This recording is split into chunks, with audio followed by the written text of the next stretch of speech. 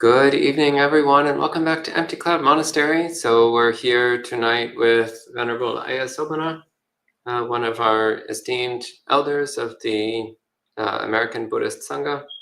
And to my left, we have Ayavada, one of the up-and-coming members of the American Buddhist Sangha. And my name is Bhante Sudaso. And this evening we'll be talking about chapter from the Aṇguttara Nikāya. This is the third chapter from the Book of the Twos. So this is the Bālavagga, the chapter on fools, which is Aṇguttara Nikāya 2.21 to 31. So suttas number 21 to 31 from Aṇguttara Nikāya, Book of the Twos. So we'll start with homage to the Buddha, and then we'll read through the discourse and take any questions at the end. So feel free to type in questions at the end. So we'll start with homage to the Buddha.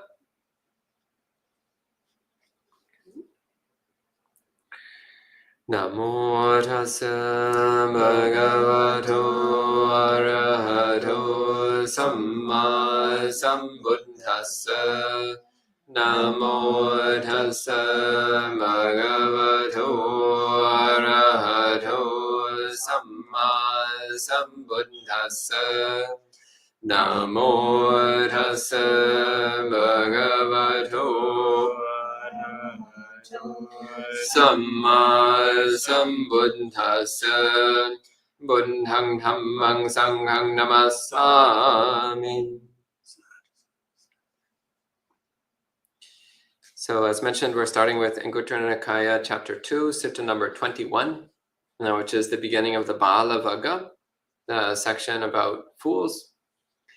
So what we'll be doing here is we'll go through and read together these verses, and then each of the three venerables here will offer some reflections and thoughts on the meaning and application of these words from the Buddha. So the first one, so this is again sutta number 21 from the Aṇguttara Nikāya chapter 2. The Buddha says, "Mendicants, there are two fools." "What two?" "One who does not recognize when they've made a mistake, and one who does not properly accept the confession of someone who's made a mistake. These are the two fools. There are two who are wise." "What two?" "One who recognizes when they've made a mistake, and one who properly accepts the confession of someone who's made a mistake. These are the two who are wise." So this is the first of these discourses. First off, just a brief comment on the Pali here. So what's translated here as recognizing when one's made a mistake in Pali is accayaṃ accayato passati, which means recognizing a transgression or an overstep as being what it is. So one sees an error or a transgression as an error, as a transgression. So it's that willingness to recognize one's mistakes. And the implication here is also that one is willing to confess it to others, that one is willing to admit to others when one has made a mistake. And then the statement, this is about accepting the apology of another person, or accepting when somebody else acknowledges their own mistake. So that's about not holding a grudge. So the first part is about being willing to acknowledge one's own mistakes, one's own transgressions, both to oneself and to others. And the second one is about being willing to accept and forgive and not be resentful towards those who have transgressed, those who have acknowledged their errors. And so at this point, maybe Ayasobana, if you'd like to say some words about these passages. Well, this does particularly apply to the Buddhist Sangha, but I have always felt that if the people in general understood the ideal of the way that monastics relate to one another in the Sangha, they would apply these same ideas towards the relationships in the family, the workplace, or the clubs, or their condominium association, or the town hall. So if you imagine in some ordinary setting of your life, let's say somebody in your local government and they made a mistake, if they promptly, easily, willingly acknowledge their mistake, how fantastic that would be. How joyful you would feel to have someone who was just going to say, oh yes, that was a mistake. And but there's a flip side to that. If you acknowledge your mistake and then your counterpart takes that acknowledgement and makes it into a weapon that they can beat you up afterwards, then that kind of like kills the whole beauty of the whole process. It kills the love factor. So if one can acknowledge a mistake and be quickly and in a very like clean way forgiven, it's so fantastic. It's like having a get out of jail card. So just imagining this in any kind of environment where you've got responsibilities towards one another and you're in any kind of a community or group, this is one of the best things that could be adapted from the monastic code and applied to everybody. Sadhu. Yeah. And Ayavata, do you have any comments on these short statements from the Buddha? I'm not sure that I have much more to add, to be honest. I think on this particular statement. I mean, maybe one thing that comes to mind is that I think, as Venerable Sobana was just sharing, that I think that when we sometimes think about mistakes, sometimes we think, like for example, on the side of the person who's made the mistake, that maybe you might consider it like, oh, it's a weakness to admit you made a mistake, or you would be foolish if you admitted, like admitting a mistake means that you were a fool. But actually here the Buddha is saying the opposite. He's saying that the fool is someone who doesn't recognize a mistake. So sometimes people feel like, oh, they can't, if they make a mistake, like let's say that you make a decision and it affects people poorly, and you feel like, well, I can't say that now because then they're going to think I'm an idiot. They're going to think I'm a fool. The Buddha is actually saying, well, no, actually the fool is the one who doesn't see the mistake. And because then the mistake will just build. Because if you make one mistake and then you try to cover that up, then you make other mistakes, and the next thing you know, you've made a series of mistakes and you get caught in kind of a trap there. And so it's actually foolish not to see the mistake is what it is. And I think similarly, on the flip side, we might think, fool me once, shame on me, fool me twice. No, fool me once, shame on you, fool me twice, shame on me. That if someone, makes a mistake and it's like, okay, we if we acknowledge that one time, okay. But if we continue to acknowledge it, it's like we're a fool on us. But actually the Buddha is not saying that, right? Actually, to acknowledge mistakes properly doesn't mean allowing people to continue to do poor things, but we have to do it in a proper way, of course. But actually acknowledging a mistake in the proper way is not fool on us. It's not shame on us. It's actually the wise thing to do. So I think it's kind of flipping around the idea of what a fool is, and how, as Venerable Sobana was saying, actually it's very beautiful when that can happen. It actually is something good. Okay, excellent. So maybe we can move on to the next set of verses. Okay, then the next one, this is number 22. And this one says, mendicants, these two misrepresent the realized one. So that's the Buddha. These two people misrepresent the Buddha. What two? One who is hateful and hides it, and one whose faith is mistaken. These two misrepresent the realized one, misrepresent the Buddha. So the Pali here, so duttova dosantero, so dutto means one who is, literally it means corrupted, but it often has the specific meaning of someone who's aversive or full of hatred. And dosantero means they have, again, hatred or aversion inside themselves. So this also is interesting. What does this mean when we say that someone who's full of aversion is misrepresenting the Buddha. And then the second one, saddova duga hitena, so one whose faith is mistaken, one who has taken up faith in an incorrect way. So duga hita means it's grabbed incorrectly or held incorrectly or taken up incorrectly. So someone whose faith is based upon something inaccurate or incorrect, or their faith is being held in a way that's not accurate to the Buddha Dhamma.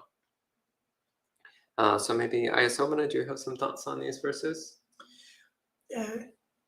Those two ideas seem to be not that much related to each other.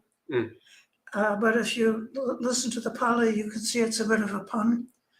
Duttova dosantaro saddova dukkhaitena. So they're a little bit alliteration that ties them together. It makes a little bit more sense to me as one who's corrupted and hides it. And then one whose faith is mistaken is the person who has faith in a corrupted friend. That's interesting. I hadn't taken it that way. It's good to have a different way of looking at it. That's actually one of the great things about Sangha Panel things, is also the Sangha members get to learn things. Yeah, everyone gets to learn. Yeah, I mean, my way of interpreting this, so first off, the thing about one whose mind is corrupted and has aversion and hatred inside is, I actually think of the fact that when people see Buddhist monks, they see us as representatives of the Buddha Dhamma. So if we're hostile and grumpy and selfish and rude, and then other people will think, oh, what is this Buddhism if it makes people that are so despicable and disgusting? Just an example is there was an relatively publicized incident a few years back where a lot of people were being killed in a certain country in the name of Buddhism. And so actually somebody in public approached me and was like, what's wrong with you Buddhists? Why are you going around killing people? And I was like, well, the Buddha was very clear not to kill. The Buddha was very clear that it's always unwholesome to kill any sentient being, especially other humans. But the person didn't want to hear. They were really upset that Buddhists were killing people in some other country. So recognizing then that when we're full of hatred and aversion and acting it out, then we're misrepresenting the Buddha, and that we're not being good representatives of the Buddha Dhamma. So that's actually how I feel that. Like, what's the connection between being corrupted and full of hatred and misrepresenting the Buddha? That's what comes to mind. And the thing about one's faith being taken up incorrectly, or faith being held incorrectly, actually what that makes me think of is people who don't really understand the Buddha Dhamma. Like, I've met a number of people over the years who identify as Buddhist or say that they're practicing Buddhism, but when I start asking them questions like, what do you actually do? What are your actual viewpoints? It turns out that a lot of it's actually flatly contradictory to the Buddha's teachings. So their faith is based on something that isn't actually Buddha Dhamma. It's based upon their own opinions, or it's based upon things they've learned from non-Buddhist sources, or just things that they like or they want to believe, rather than things that are actually Buddhist. So that's what comes to mind for me when I read these verses. Can I have a second go? Yeah, go ahead. Yeah. The Buddha particularly was very strong in saying that the monks should not misrepresent the Dhamma. And he kind of spoke very strongly about that. It's for our harm, for the harm of others, harm of the world, for being reborn in hell. So then to be one who's worthy of a person's faith means not just that you pretend to be good, but that you're good on the inside and outside. So then you really are properly manifesting, as well as explaining and verbalizing what the Dhamma is. Yeah. Venerable, do you have any comments on these ones? Well, I think what the Venerable has said is very on point, and I think maybe another thing I could kind of add to it is that I think that when one is hateful inside, then they also may sometimes their behavior itself, misrepresentative of the teachings of the Buddha. But I think also it can cause the teachings to be obscured. Like, for example, on the topic of just on the topic of sila, like if someone is very resentful or hateful, they might actually say things which are not true, that the Buddha would not agree with, but they present those as the Buddha's teachings because their mind has been overwhelmed by the hatred in their heart. Mm-hmm. So, like, for example, someone might say like, oh, it's okay to do XYZ when it's not okay. But because of their anger, and because maybe they're in a position of representing the Buddha, like teaching and so on, then the anger corrupts their mind. So not just their behavior, but perhaps they might even be saying it as maybe the idea of it being inside as well, the idea of like they're corrupted and the anger is inside. So they might not seem angry, but actually what they're saying is motivated by their own defilements, not motivated by what the Buddha taught. And so that's another way that I could take this, is that like when we are speaking about the Buddha's teachings, and sometimes we have to check and see like what's behind what's being said, and where is it coming from? Like, is this coming from what we've heard, from what we've read in the suttas, or what we've and so on, or is this coming from like we're trying to use the Buddha's teachings or the platform of Buddhism as a way to express our hatred? And I think that that could be one way that that's taken. And then I think Ayasopana had a good idea as well with the faith, that in the suttas you often hear talk about the dangers of splitting the Sangha, and specifically how someone who is splitting the Sangha, who then accrues followers, and those people then place the faith in that person. So like the famous example being Devadatta, the Buddha's cousin, who he was himself corrupted and had, for example, resentment towards the Buddha, at least in terms of he wanted to be famous, so maybe a kind of jealousy. And then people placed their faith in Devadatta, and they also followed him and formed like a separate clique that divided the Sangha. And so another way you could see it is like there are actually monastic rules where someone who's following someone who is corrupted, they're supposed to be instructed like, no, this person is not teaching the Dhamma, they're not teaching the training, you should not listen to them. And then they might insist like, oh no, they are, and you're wrong, and you're motivated by your preferences or whatever. And so I think that could be another case of like they're not necessarily corrupted. So one thing is that a corrupt person misrepresents the teachings, but another thing is the person actually is not corrupted, but they truly believe that who they're following is a good example. And because of that, then they misrepresent the teachings. So it's like that two-sided of like, it's not necessarily intentionally corrupt, but the person who is corrupt then accrues followers, and those followers then misrepresent the teaching as well. That's one way of taking it. Yeah, another thought that came to mind while I was listening to your explanation there was also, as I was saying for the first part here, duttova dosantaro. Dutto is translated here simply as hateful, but as I mentioned before, it has a more generic meaning of corrupted, which elsewhere in the suttas, it's used to mean any kind of defilement. So also if the mind is overcome with greed, then that would also qualify as dutto, as a corrupted mind that's corrupted by desire. So an example of this is somebody who maybe they have strong greed, and then in order to get what they want, they might tell other people that it's in accordance with Dhamma to get the object of their greed. For example, maybe somebody who has a lot of lust for a certain person, and the other person is like, no, we shouldn't be doing this, it's not appropriate.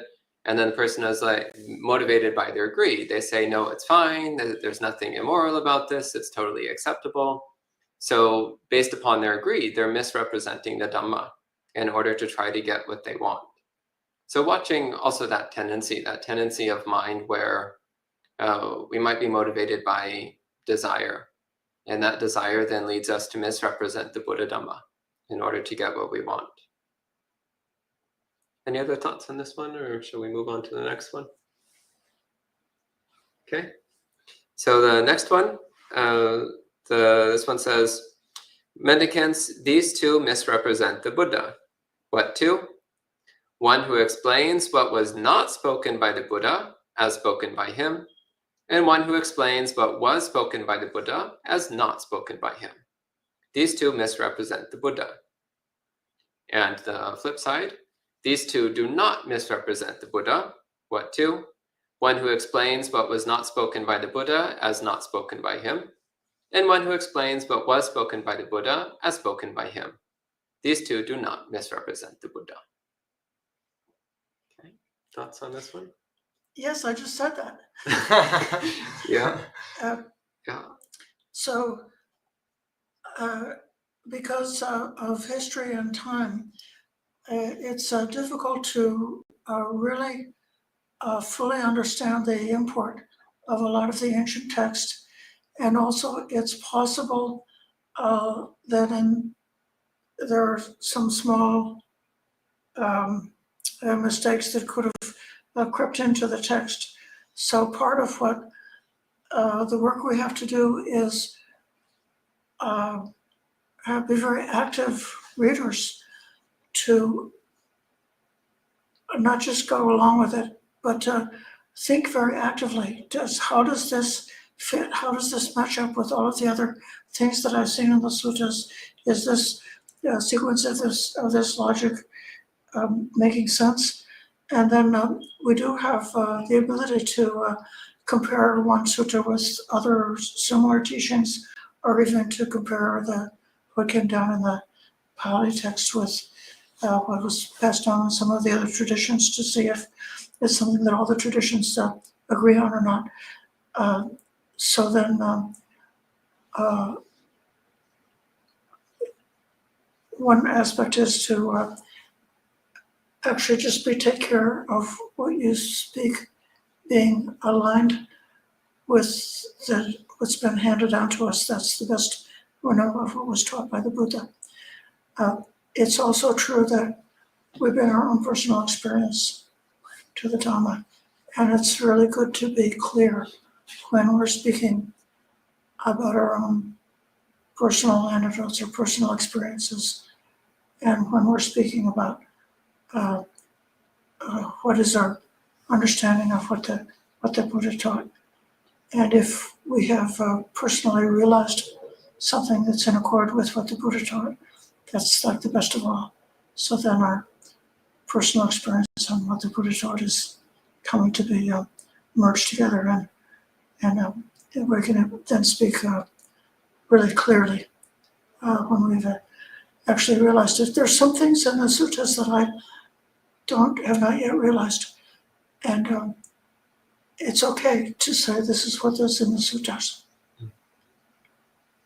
And it's also okay to say clearly what we know from our own personal experience.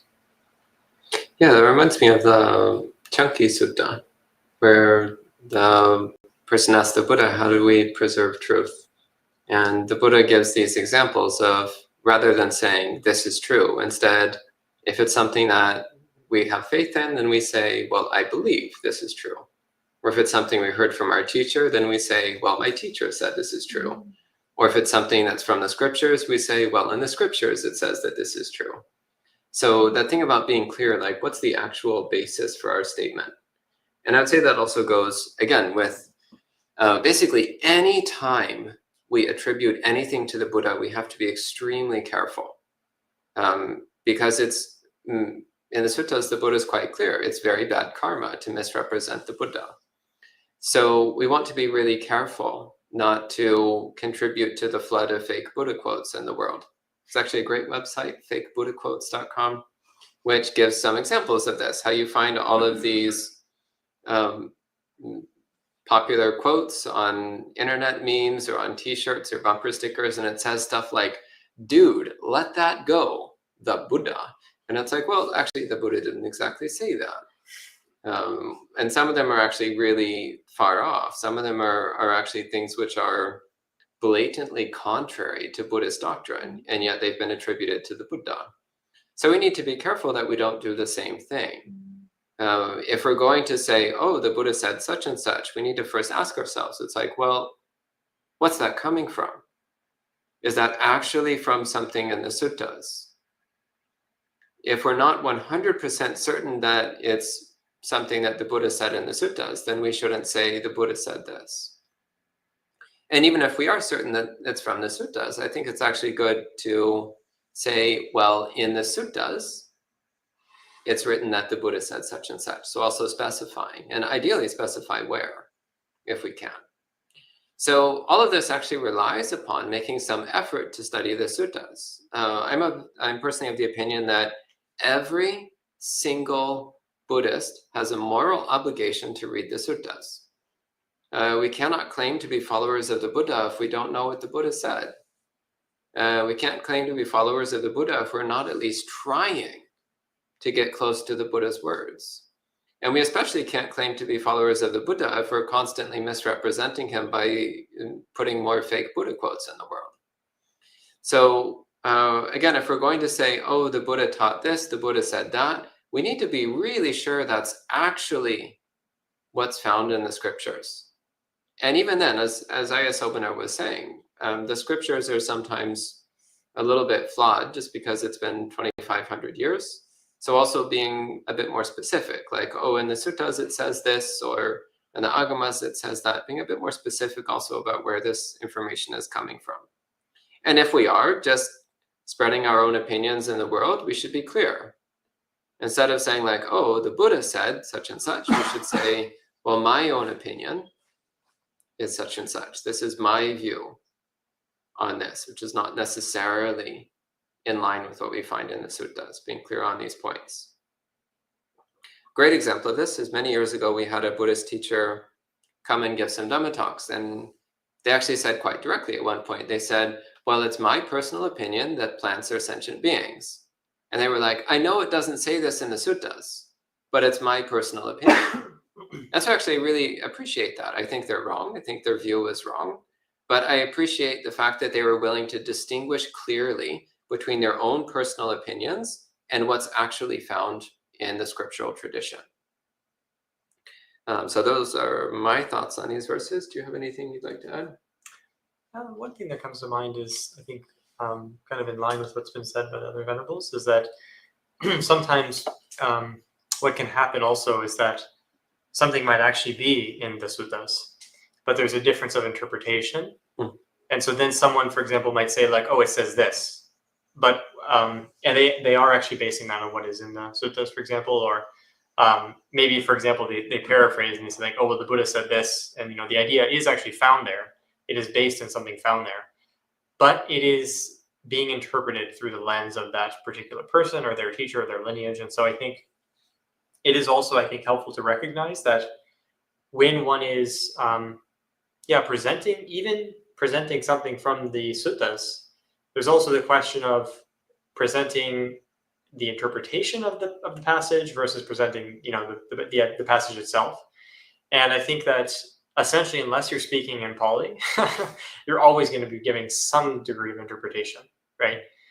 And so to a reasonable extent, it can be helpful to discuss that when it's important. Obviously, we can't talk about the history of every single thing that we say. But like anytime that you're reading an interpretation of the suttas, reading a translation of the suttas, which includes if you're reading the Pali, but in your own mind, you have to be translating what it means, right? So even someone who speaks, like even if someone was in front of the Buddha himself, they might misinterpret what he actually said, because the words themselves, you can't explain the meaning of every single thing. It would take a long time just to say one word. So even when we have the quote unquote words of the Buddha, even if you're taking that as you feel like, okay, this is reasonable, this seems to be what the Buddha was teaching. At the same time, there's also how is it being interpreted, and you will run into that, right? So like I've had in the past, sometimes people say like, oh, well, this very famous teacher says that the teaching means this, and this other very famous teacher says, no, it means that. And they disagree with each other, but they're both reading the Pali, they're both reading the suttas, they're both making arguments from the suttas. And so there also you see that just because someone says like, oh, this is in the suttas, you have to check, well, actually they're interpreting. How are they building that line of logic? And you'll see this all over the place. Like you'll see like basically any teaching, many people will say the suttas back up their interpretation of it, but then you'll see like many different interpretations of the same thing. And so, it's important to remember that. So just because someone presents you a series of, quotations and arguments, it's important to understand that that in and of itself is still not sufficient. And I think, as Ayasobana was pointing to, there is also this, deeper point of really, unless someone has realized what the Buddha was talking about, then there's really no way to be certain. And even then, the danger is that many people think that they have realized when they actually haven't. So it's actually very, very hard. You really have to essentially have like just a lot of good karma, a lot of fortunate circumstances to run into what's called the Saddhamma, the true Dhamma, and to understand it. Like, to a certain extent, I would say it's really beyond your control in this lifetime, because you might just be presented with the wrong information and believe it. Kind of like what we were discussing before. You place your faith in the wrong thing. And so it's important, to the best of our ability, how much can we try to distinguish between the different interpretations and try our best to work out, with the advice not just of ourselves, but of other practitioners, other senior teachers, and so on. Can we try to work out what seems most reasonable as representing the Buddha, what seems most reasonably to be what he meant to say, apart from just the words themselves.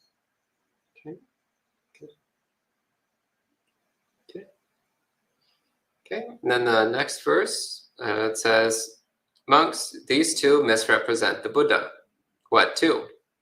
One who explains a discourse in need of interpretation as a discourse whose meaning is explicit, and one who explains a discourse whose meaning is explicit as a discourse in need of interpretation.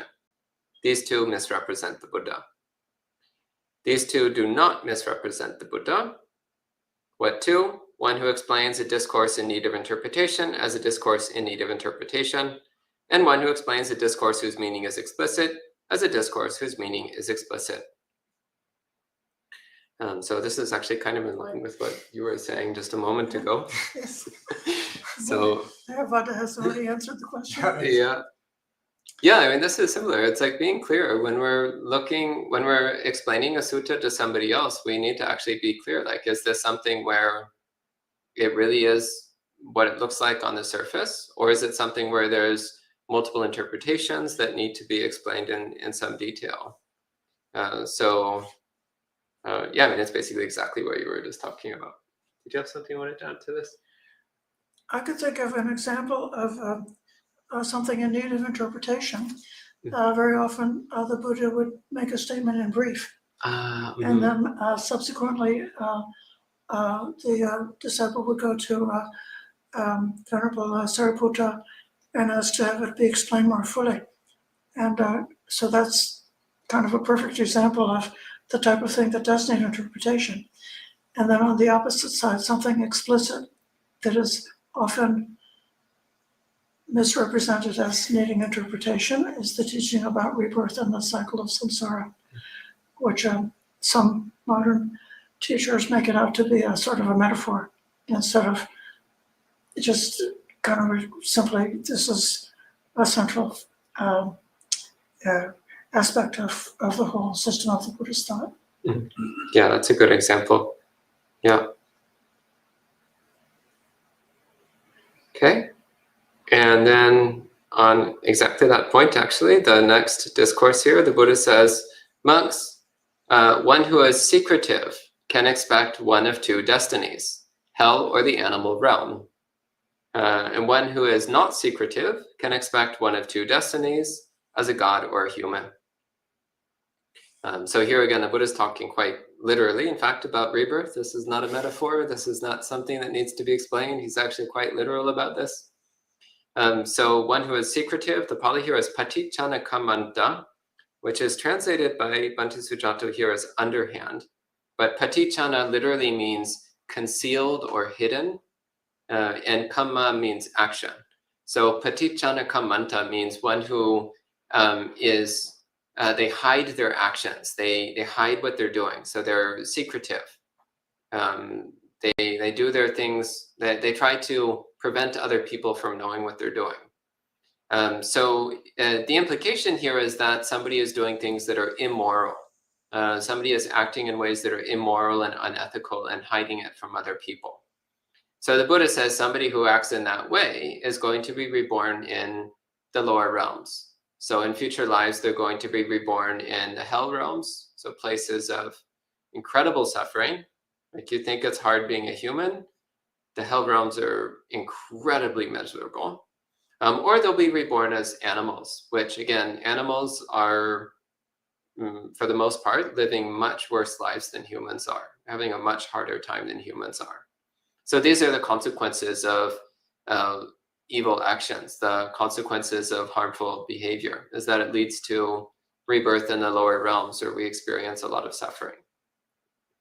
And then the Buddha says, on the flip side, if one is not secretive in one's actions, so again, this is the sense of somebody who is open and clear about what they're doing, which kind of links back to what we were talking about at the very beginning. So one who sees their transgressions as transgressions, and also one who accepts the confessions of others. Well, actually, if we're open and clear about what we're doing, then it makes it easier for wise people around us to help us do what is right. Elsewhere in the suttas, the Buddha says that one of the characteristics of a good Dhamma student is that they openly reveal their faults and flaws to their spiritual companions and teachers. So similarly, if we're not secretive in our actions, if we're open and clear about our actions, then that creates the opportunity for spiritual growth. Both in that we're more clear with ourselves about what we're doing, but also because our wise spiritual companions are in a better circumstance to be able to help us and instruct us. And so then the Buddha says that leads to rebirth as a god or a human. So in the higher realms. And also this is pointing to the aspect of responsibility. When we take responsibility for our actions, that also helps to cultivate the kind of karma that leads to rebirth as a human or in the higher realms. So do you have a few comments on this one? Do you have anything you want to add? Don't get confused about that this is saying you can't have a zone of privacy. So one should behave in private the same as one would behave in public. But there's some things like what we do in the toilet. I'm perfectly willing to acknowledge that I go to the toilet. I admit it. But at the same time, I wouldn't be doing that out in public, in front of people. So and to be able to practice meditation, I need to sometimes have seclusion and to go into private space. So this is not about privacy, but it's whatever you do, you ought to be happily able, without embarrassment, to disclose what you've been doing. Yeah. Comments, anything to add? I think that's good. Okay. Then the next one, the Buddha says, monks, one who has wrong view can expect one of two destinies, hell or the animal realm. Monks, one who has right view can expect one of two destinies, as a god or a human. So here again, the Buddha is talking quite literally about karma and rebirth. And here he's emphasizing the importance of right view, samma ditthi, which is a theme that runs all throughout the suttas, that one of the most powerful forms of good karma we can develop is the effort to cultivate right view, which then is the foundation of the entire Buddhist path. All Buddhist practice is built upon right view. So I could actually talk for hours about right view, but maybe do you have a few comments on this one? Well, just that there's an ultimate right view of one who's realized noble attainments, and one who is a fully enlightened arahant is the one who has fully realized right view. But even somebody who has not realized anything, if they have their basic right view, they can avoid being reborn in the hell realm or the animal realm. So the kind of right view of a person who's understands causation and karma, and is squared away their ethics, and is practicing loving kindness, someone like that can be aiming for heaven, even if they've not even had any noble accomplishments. Yeah.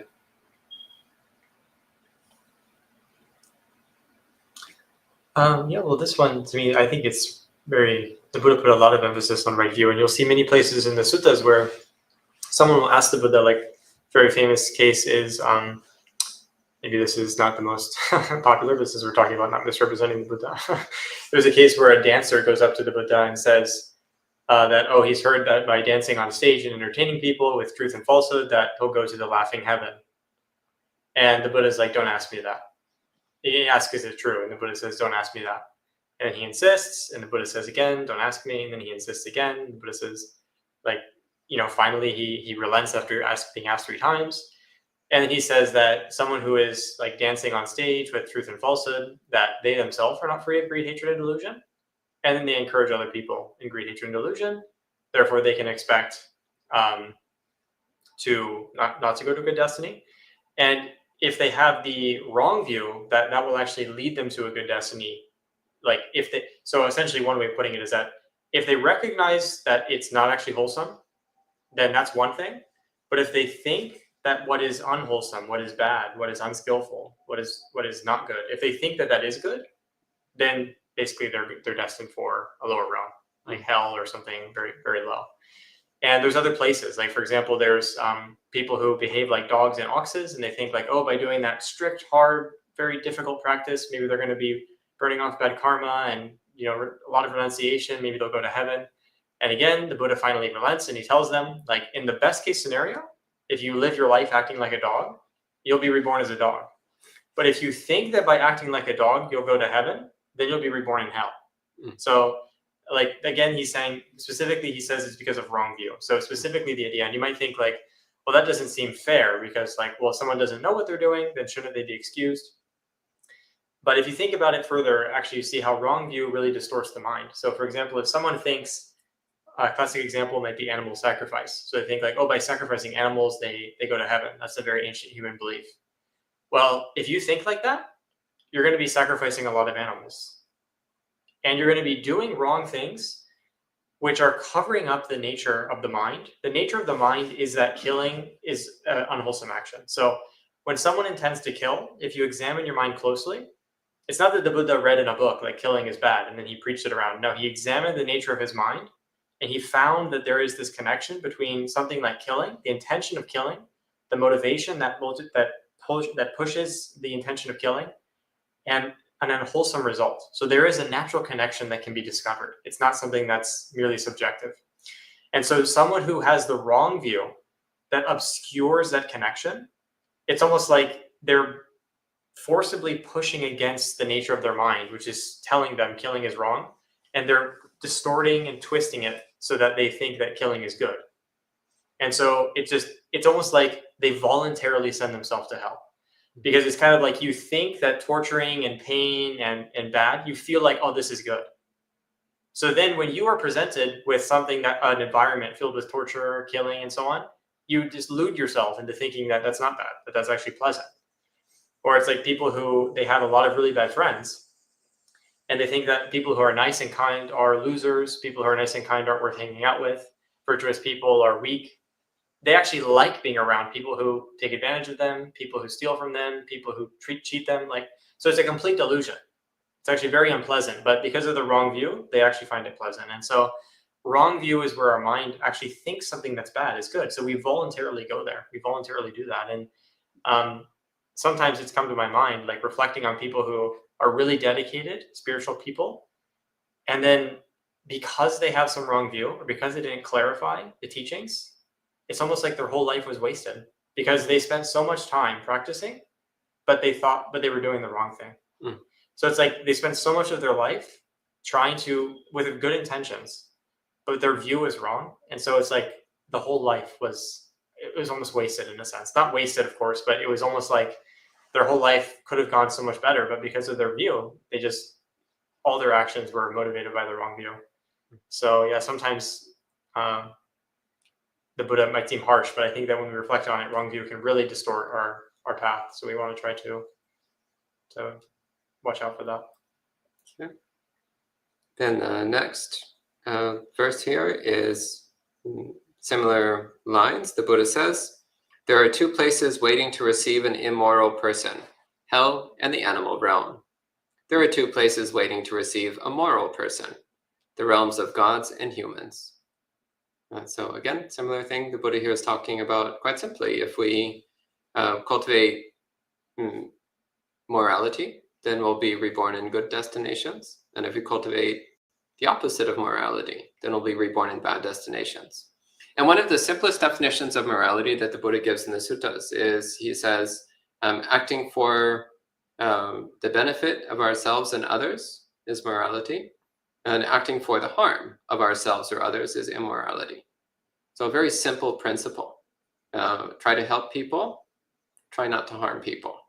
That's it. That's Buddhist morality in 2 simple principles. Any comments on this one?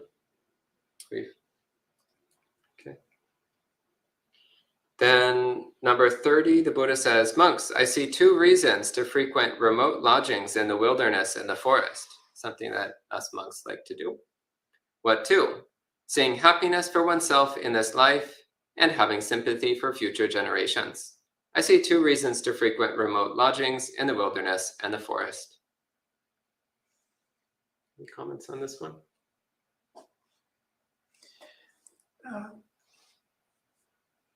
I think the happiness for oneself as a result of what can be realized, what can be gained from taking that seclusion to provide a space where it's possible to realize the fruit of the teachings of the Blessed One. Now they sometimes criticize the Theravada tradition to think that we're selfish because we just want to go and realize it for ourselves. But actually, I could hardly think of anything that would be more powerfully beneficial to the world, as to have even one person, not to mention many people, who have different levels of realization because of their practice. And so it's and even, they criticize in the ancient times some of the arahants after the Buddha's parinibbana. They didn't see any point of hanging around, and they all left this life by just not choosing to continue with their existence in this world. And for that, some people think, oh, how terrible, how horrible they were. But those people did they did so much during their lifetimes to create a world, to create a transformation of humanity. Culture is so powerful. What a person has realized at the spiritual level has got so much potential to have a big impact on future generations, as it says here. Yeah. Yep. So you want to add? Well, I guess the only thing that comes to mind for me is there are stories in the suttas where, for example, the Buddha will go on retreat, or Mahakassapa, this famous Buddhist disciple, will go on retreat, and it seems that part of the idea, in line with what Venerable Sobana was sharing, is that someone might ask, like, for example, it comes up roughly like, oh, well, why does the Buddha meditate? Isn't he enlightened already? Why does he need to meditate? Or oh, why do the arahants meditate? And this response is what's said. So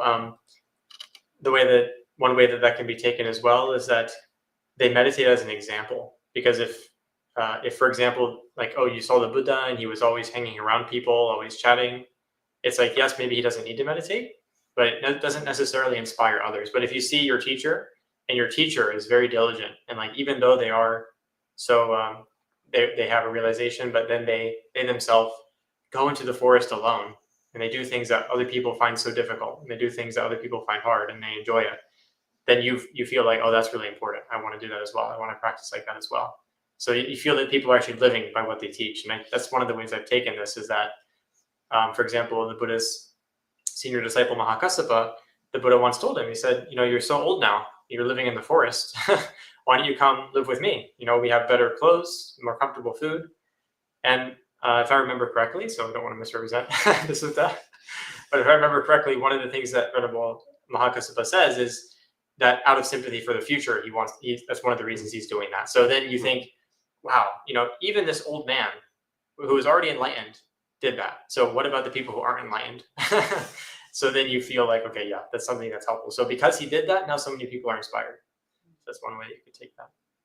Very good.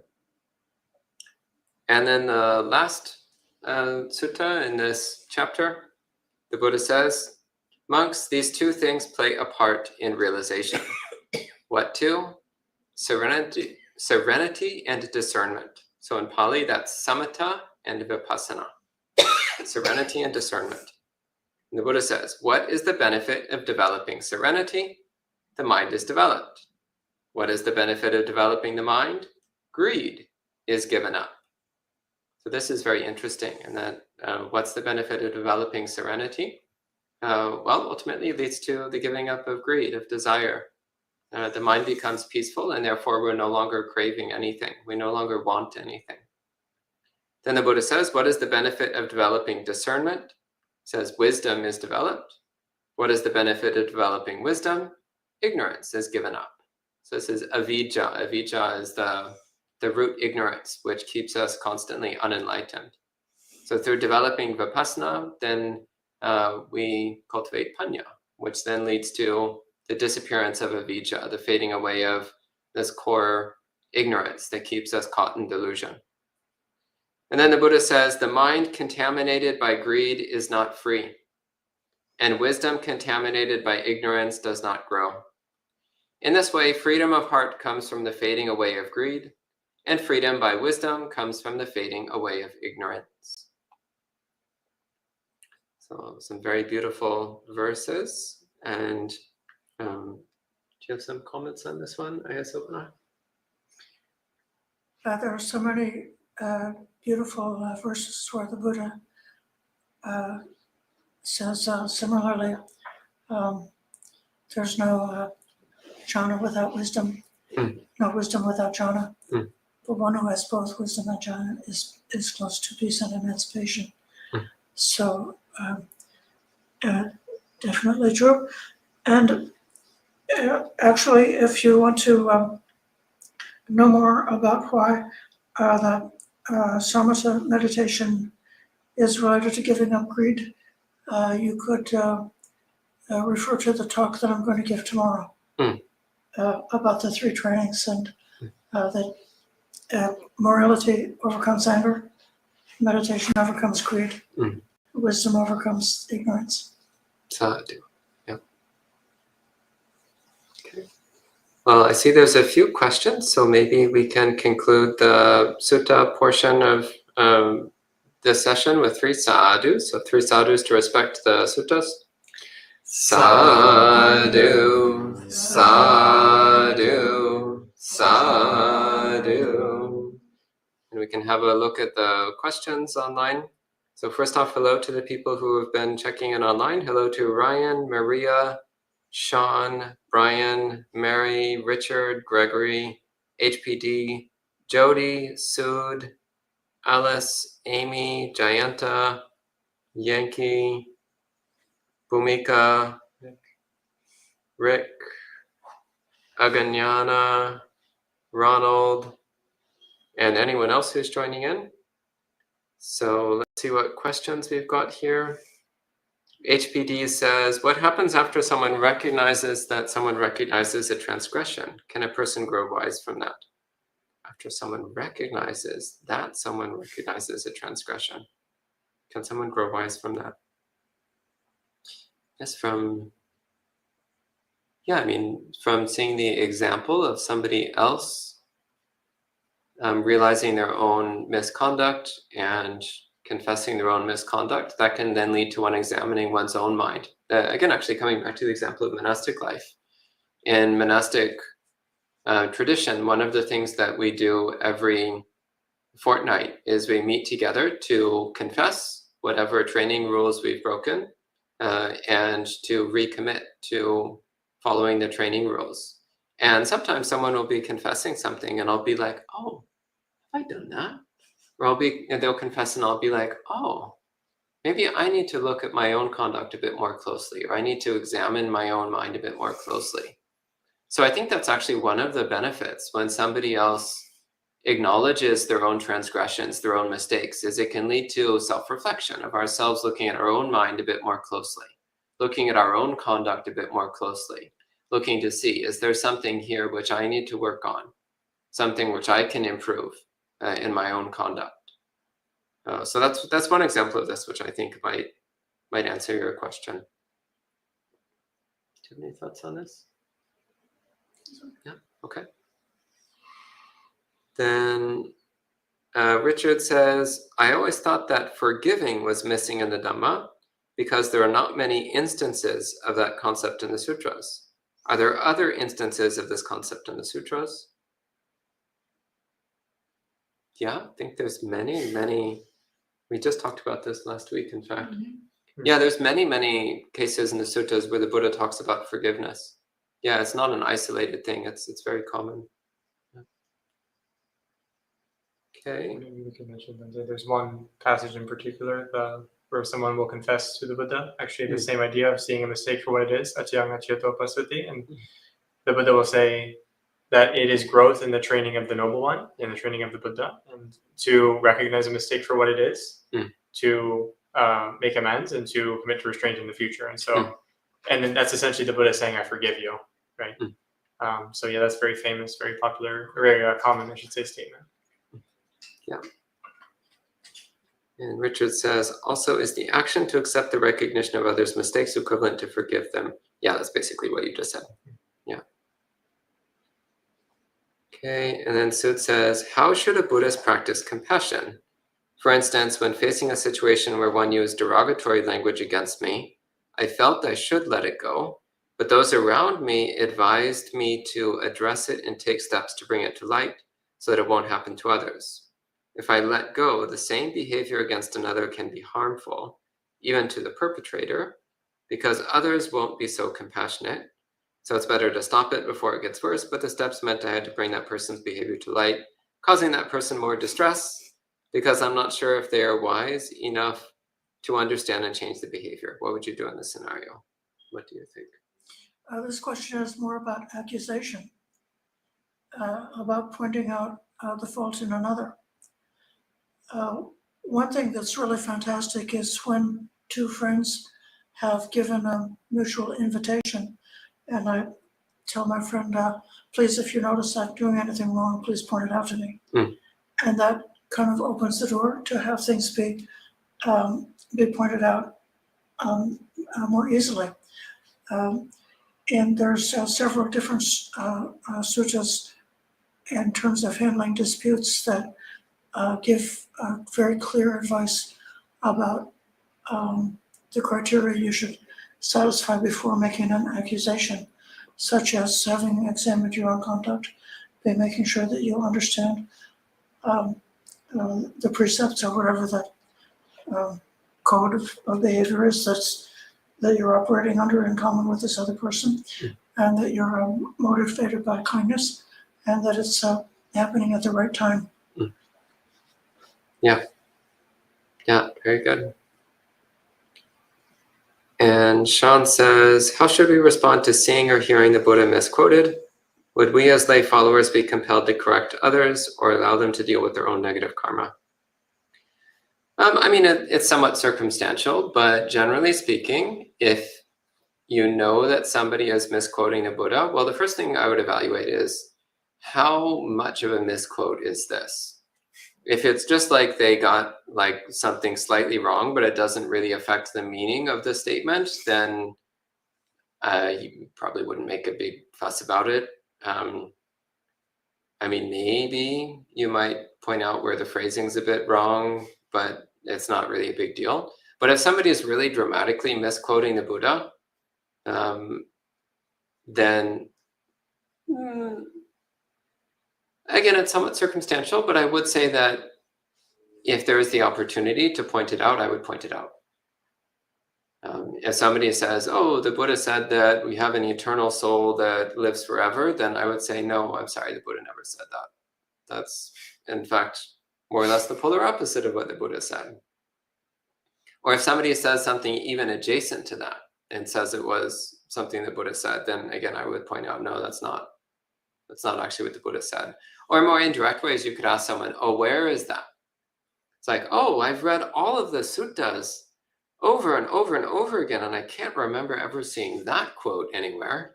Do you know where that quote is from? Because it doesn't sound familiar to me. They might pull out a little bit where they're actually getting a quote from.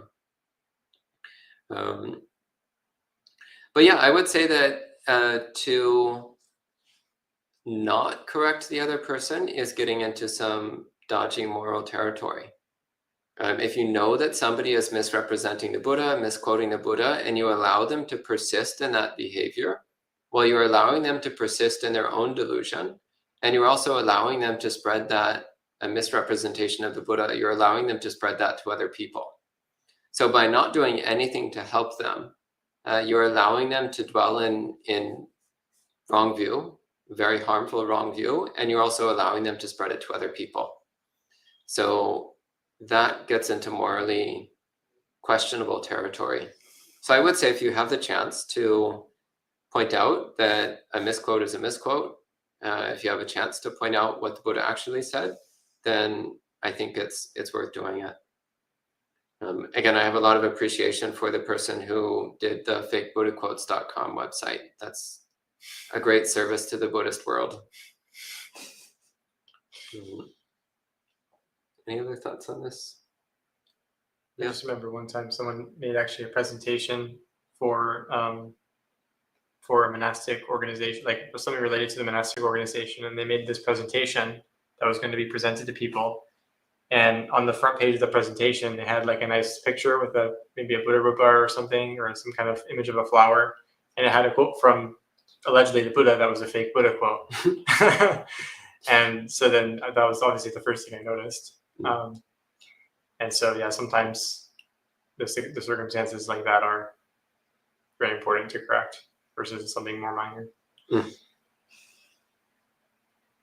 And Ryan, this is actually similar. Ryan says, what would be some ways in which we can skillfully address those who misrepresent the teachings of the Buddha?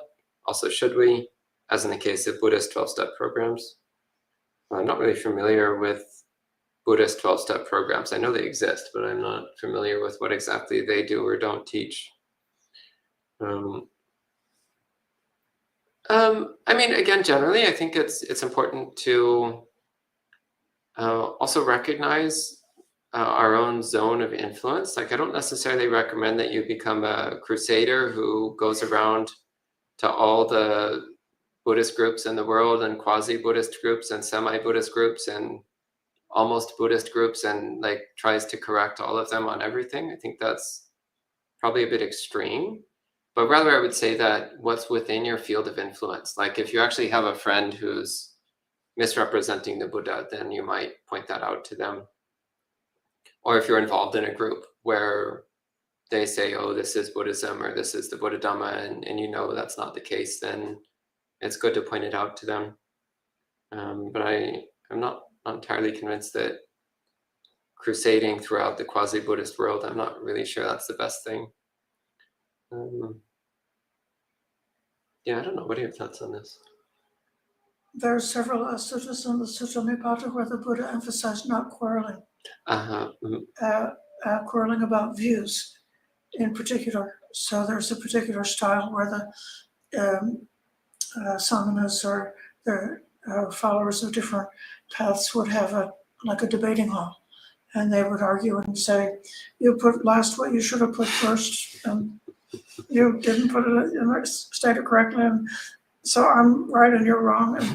And so you want to always speak in a way that doesn't become polarized like that. Yeah. Yeah, and the other thing also is sometimes we just appreciate the good things that other people are doing. So you mentioned Buddhist 12-step programs. Again, maybe they're not representing the Buddhist teachings exactly perfectly, but we can appreciate that they're trying to help people who are suffering.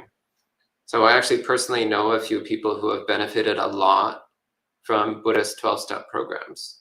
So are the teachings exactly orthodox and pure early Buddhism? Probably not. But is it helping people to live better lives and become more moral? Yeah, I think it is. So we can appreciate those good qualities. Ryan says, will a secluded beach be conducive to jhana practice? Yeah, I mean, secluded beaches are great places to meditate. I've meditated on secluded beaches many times. They're actually quite nice. Yep. Yeah. Mary says, art surgery was successful. Great. Happy to hear that he's doing okay. Yeah. Let's see. Okay. Vanessa says, in regards to right view, how can we find the balance between having confidence in what right view we have developed, if any, while still investigating our own perception at the same time? And also perhaps in not overanalyzing, spiraling if whether or not what we've done or said is in line with right view. You have something? So right view is a way of looking at the phenomenon, everything that we can experience, particularly in terms of the Four Noble Truths, is the most powerful and direct and a complete formulation of right view. So it's actually not that complicated. If you make it simple and just take that simple framework and try to use that lens to examine the different quandaries and questions and uncertainties that come along, and look at them in terms of that form of analysis. And it's a really flexible. It's such a great tool. It's a way of. It's the scientific method for purification of the mind. Is the application of right view. If you got it wrong, you're going to get some pain. And every time you get some pain, you should think, oh, here's the learning opportunity. What am I holding on to? And then if you're able to see it, can I let it go? And then if you're able to let it go, you say, oh, have I just experienced some new freedom because of having let go of something I was clinging to? It's just, so I would say keep it a bit more simple in terms of making right view something that works for you in life. Yeah, and building on that, I would also say to remind yourself of what you've confirmed through your own experience. So again, just reminding yourself, it's like, oh, when I was overcome with greed and hatred, then I was suffering. When I let go of greed, when I let go of hatred, then I became happy. So just simple things like that. Oh, when I practice meditation, when I cultivate mindfulness and loving kindness, then my mind becomes pure and bright and clear. Whereas when I don't do these practices, when I dive into worldly things, then the mind becomes muddy, blurry, and uncomfortable. So again, just reminding yourself of these simple truths that we've confirmed through ourselves, even just a little bit. You can see the truth of the Four Noble Truths in your own experience, just looking at your own mind in this way. And then that reinforces one's confidence in right view.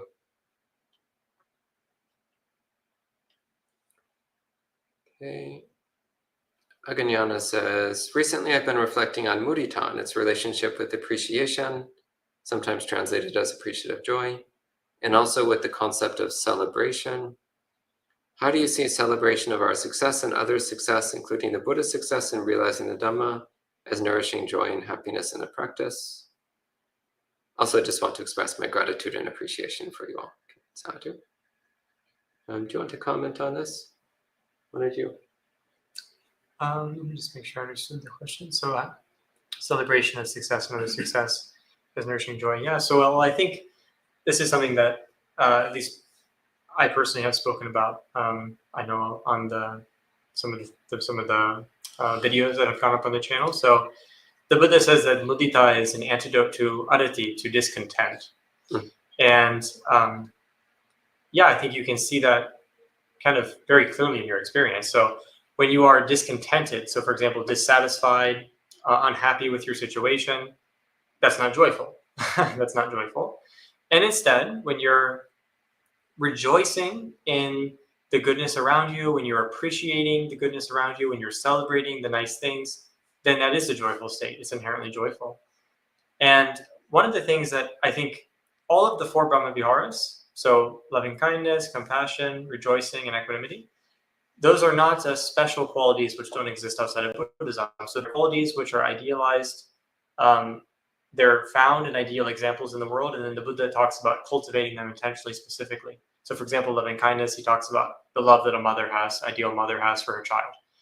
And then similarly, rejoicing. I think if you look at a very mature person, someone who's very complete, someone who's very emotionally balanced, then you'll notice that even if it's something that they themselves are not interested in, even if it's something they themselves find even frivolous, when someone else is appreciating something, having a nice time, they'll be happy for them, right? So like, for example, imagine a parent when their child, finally gets to ride a bicycle or something.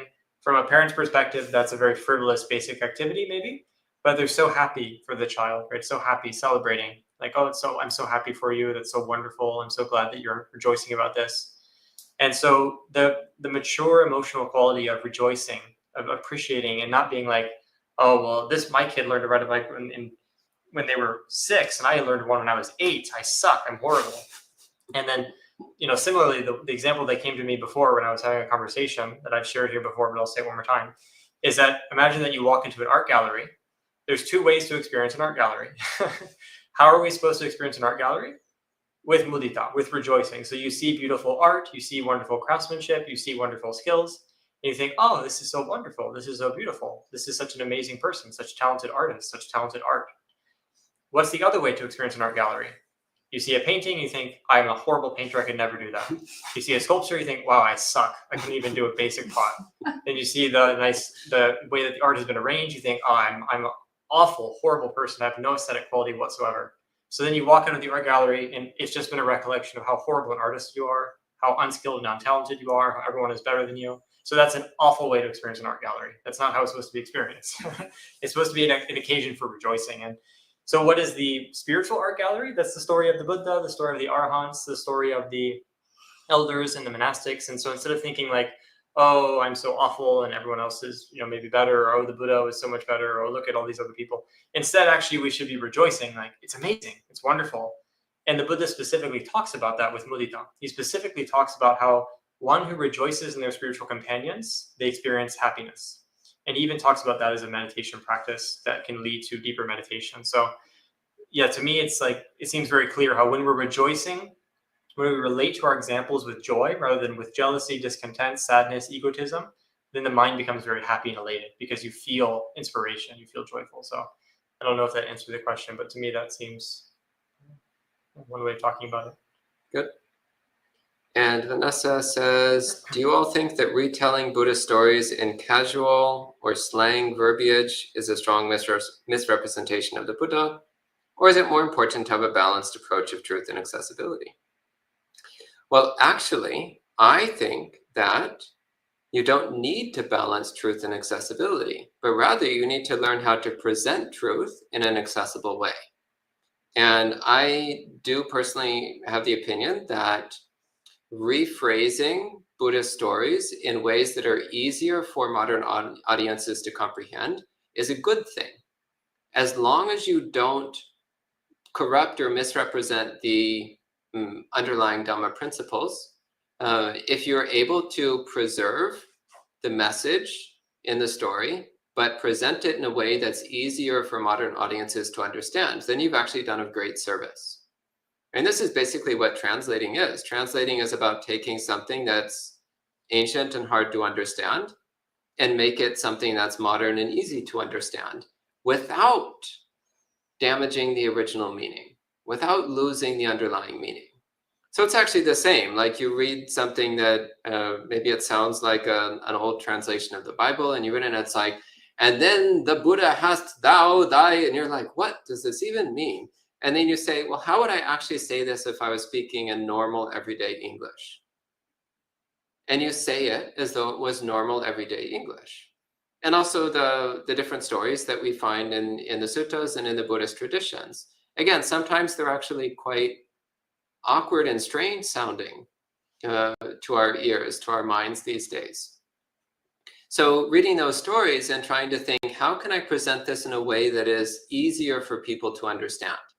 So actually using casual wording, using slang terms, speaking the way people normally speak, I think is actually a really good way of communicating the Dhamma. And you also need to be sensitive to your audience. So when talking to people, you want to meet them where they're at and talk to them in a way that they understand, rather than insisting on always speaking in a way which is only relevant to certain kinds of people. Okay, and that's the last question. So if there's anything else.